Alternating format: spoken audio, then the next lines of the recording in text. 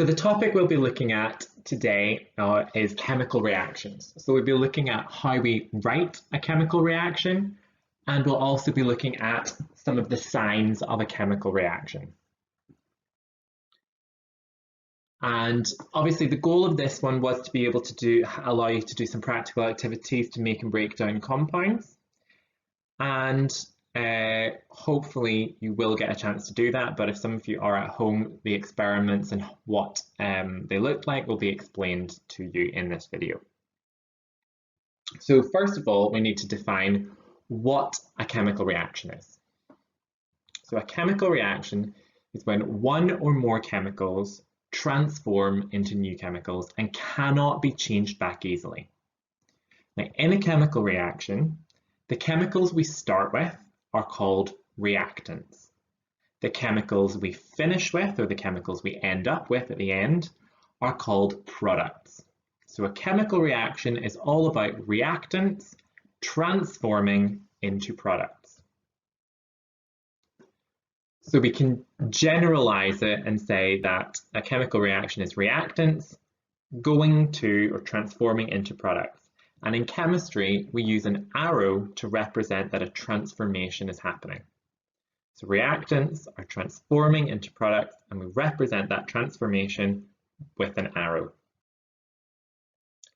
So over the past few videos, you may have seen a few chemical reactions. So we saw a compound being formed, magnesium burning in oxygen. That was the one where we saw the bright white light. And we saw that magnesium oxide was our product. We saw in electrolysis, we saw that we were breaking a compound. Now, breaking a compound is also a chemical reaction. So we saw the copper chloride, the blue solution, breaking down, transforming into copper, which was that orangey brown metal, and chlorine, which were the bubbles that smelt very bad. In each case, the compounds written in blue are reactants, compounds written in purple, the chemicals written in blue are our reactants, the chemicals written in purple are our products. Now, whenever we describe a reaction, we always use words. And in chemistry, we like to simplify that into an equation. So we'll give an example here. So sodium metal reacts with water to produce sodium hydroxide and hydrogen gas. Now, as a chemist, we would simplify that into an equation. Sodium is a reactant, and it's reacting with water. So sodium and water are two reactants, and they are being transformed into sodium hydroxide and hydrogen. So we can take that sentence and turn it into this equation. Sodium and water are reactants. Because they are reacting together, we write a plus sign between them. They are doing a chemical reaction, and a chemical reaction means that a transformation is happening, so we draw an arrow to represent that transformation. And then the products were sodium hydroxide and hydrogen, and to show that they are both formed, we put a plus sign between them. Remember, the reactants always go on the left, the products always go on the right. We draw an arrow between reactants and products, and that represents a transformation. And then chemicals that are on the same side as each other have a plus sign between them. So reactants on the left, products on the right, an arrow in the middle, and if you've got more than one chemical on the same side, you put a plus sign between them. So here we have a set of descriptions of chemical reactions, and what we're likely to try and do is turn them into word equations. So in each one, remember, you're going to try and identify what is reacting. That's going to be your reactant, and it goes on the left-hand side. What is being produced is a product, and that goes on the right-hand side. We put an arrow between them to represent that a transformation is happening, that it's a chemical reaction. And if you have more than one chemical on the same side, we put a plus sign between them. So have a go at these questions. What I suggest you do is pause the video and have a go at the questions. I'll reveal the answers one at a time. So if you're not sure, you can maybe watch and see how question 1 is answered and then have a go at questions 2 and 3. So if you're wanting to have a go, I would suggest pause the video now. Okay, so if you've had a go, welcome back. Question 1, carbon burning in oxygen to form carbon dioxide. Well, carbon burning in oxygen, those are two chemicals and they are reacting with one another. So they are going to go on our left-hand side. Carbon dioxide is being formed, so it goes on the right-hand side. We put an arrow between them, and because we had two chemicals that were reactants, we put a plus sign between them. So carbon plus oxygen going to carbon dioxide. If you haven't tried questions 2 or 3, I suggest you pause the video and have a go at those now. Okay, question 2, copper corroding with carbon dioxide to produce copper carbonate. So in here, we've got copper and it's doing something with carbon dioxide, corroding. You don't need to know what that word means, but copper is doing something with carbon dioxide to produce copper carbonate. So copper and carbon dioxide are the two things that are reacting. And they are producing copper carbonate, so it is what is being made. So copper and carbon dioxide are reactants, copper carbonate is a product. We draw an arrow between them to show that a transformation is happening. Because there are two chemicals, copper and carbon dioxide, on the left-hand side, we draw a plus sign between them. For question 3, we see aluminium bromide being electrolyzed to give aluminium and bromine. So we can see we end up with aluminium and bromine. We start off with aluminium bromide. So aluminium bromide is our reactant. Aluminium and bromine are our products. So aluminium bromide on the left-hand side, aluminium and bromine on the right-hand side. And we have an arrow between them to show that it is a chemical reaction and that a transformation is happening. In this case, we have two products, and so we put a plus sign between them. Now, what we need to know is, how do we know if we're just looking at a process happening, how do we know if it's a chemical reaction or not? Well, there are several different signs. And we see some of the scientists in these pictures looking at some of the signs. But we have things like a change in color. If your reaction changes color, that's a good sign that a chemical reaction has occurred. We could see a solid forming. We would call that solid a precipitate, or we may see some gas forming. So that might be bubbles, or you might hear fizzing. That's another sign that a chemical reaction is taking place. And we might see energy being released. So remember, energy, that could be heat or that could be light. So the reaction, it might get hotter or it might start to glow. And finally, we might be able to smell something forming. For example, whenever we did the electrolysis of copper chloride, we could smell the chlorine being produced. So these are our signs of a chemical reaction. Now, if you're in class, you'll hopefully get a chance to try these experiments and see, is there a sign of a chemical reaction? And if there is, do you think a chemical reaction has happened or not? So if you're in class, you're hopefully getting an opportunity to do these 6 experiments. If you are at home, what I'll do now is I'll take you through the answers to what was observed in each of these cases. So in example, in experiment 1, an Alka-Seltzer mixed with water, there was nothing happening.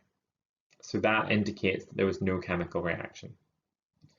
Copper mixed with sulfuric acid, nothing happened, and again that means that there was no chemical reaction. Magnesium and hydrochloric acid, well, when you mix those two things together, you start to see fizzing. You can actually hear the bubbles as well if you listen, and if you feel the side of the test tube, it gets hotter. So that fizzing and the fact that it gets hotter are both signs that a chemical reaction has occurred. The next one, it's two solutions, potassium iodide and lead nitrate. When they're mixed together, it turns yellow, and that color change indicates that yes, there's a chemical reaction. We then had sodium chloride and potassium carbonate mixed together, and nothing happened, which means it's not a chemical reaction. And finally, adding zinc metal to potassium nitrate solution does nothing. So again, it's not a chemical reaction. So we've got a recap now. What are some of the signs of a chemical reaction? If you want to, you can pause the video, try and write all the ones that you remember down, and then see how many you got. So if you want to do that, I'll give you the time to do that right now. And if you have written them down and rejoined us, here are the signs of the chemical reaction. So a color change, a solid forming or a gas forming. So you could have said a precipitate or fizzing or bubbling. Energy being released. So you could have said it gets hot or it glows. That's heat or light being given out. And the final one is a smell being produced. So well done if you were able to remember all of those. Now, chemical reactions are not just things that happen in a chemistry lab. Chemical reactions happen every single day around you. And there are some very, very useful chemical reactions. So if you travel around by car or by bus or by train, the fuel, the petrol or the electricity needed in order to power your vehicle relies on a chemical reaction happening. Our bodies do chemical reactions all the time. We do chemical reactions with the food that we eat, and that's how we get energy from food, by doing a chemical reaction. And then also, if you're getting your nails done, that's a chemical reaction that's happening in order to get it to harden and last on your nails. Is a chemical reaction. However, not every chemical reaction is useful, and there are some unwanted chemical reactions. So iron rusting, it makes the iron weaker. It means that it needs repaired, and also it doesn't look very nice. That's something, it's a chemical reaction that we want to try and avoid. When food goes bad, you can tell a chemical reaction is happening because often it changes color, it can go brown, and it'll start to smell. And that is an example of a chemical reaction. And obviously we don't want that to happen. We want food to last as long as possible. And also the production of acid rain from factories producing pollution. That's an unwanted chemical reaction we want to avoid. So over this lesson, what we have looked at are how to write a word equation, remembering that we have reactants and products and an arrow in the middle. We looked at several signs of a chemical reaction, and on this slide, what we've looked at are some useful and some unwanted chemical reactions that happen all around us. What's going to happen next is you're going to have a set of different scenarios, and you have to guess or tell me whether or not it was a chemical reaction or not a chemical reaction. So the first one, condensation forming on the window. Is that a chemical reaction or not? Well, condensation forming is not a chemical reaction because the condensation you can turn back into water vapor by boiling it, so it's not permanent. Food rotting, is that a chemical reaction or not? Well, that one is definitely a chemical reaction. You can see that it has changed color.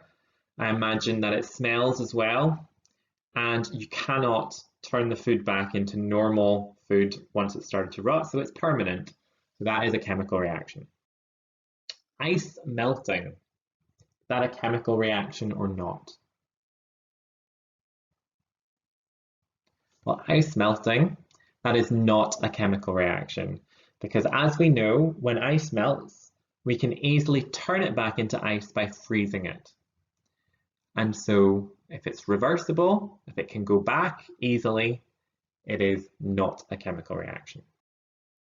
Next one, making toast. So putting your bread in a toaster, is that a chemical reaction or not? Well, that one definitely is a chemical reaction. Once the toast is turned brown and got crispy, you cannot turn it back into white bread again. So it is a permanent reaction. You can have a color change, and it's definitely a chemical reaction. Dynamite exploding. I think that's an easy one. That is definitely a chemical reaction. You can see the light being produced. You can also probably tell the fact that there's fire, that there's heat being produced as well. That is definitely a chemical reaction. Petrol burning in a car. Petrol burning in a car is a sign of a chemical reaction. It's definitely a sign of a chemical reaction. Milk going sour. So milk going sour, that's when it gets all lumpy and starts to smell bad. So that is definitely a chemical reaction. We've got two signs there. We've got a solid being produced, the lumpiness, and we've got the smell. Now here's a different one, dissolving sugar. Whenever we dissolve sugar in coffee or tea, is that a chemical reaction? Well, that one is not a chemical reaction because we can get the sugar back. If you let your tea, leave it for a while and let the water evaporate off, the sugar will be right at the bottom, so that's not a chemical reaction. Rusting, that's iron turning into that orangey brown color.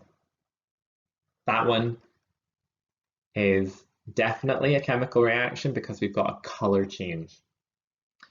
And a final one, cooking eggs. Whenever you crack an egg and you fry it or you boil it or you poach it or whatever you do, how you cook your eggs, or if you don't eat eggs and someone else does, how they cook their eggs, that is a chemical reaction because you can see the egg white only turns white whenever you heat it up, and that is a chemical reaction happening. So that was the last one of those. Hopefully you were able to identify all those types of reaction. If not, obviously feel free to watch through this video again. Also remember your summary notes contain a lot of useful information as well, and you will get practice questions in a homework on this topic as well. So I will see you next time. Thank you for your attention.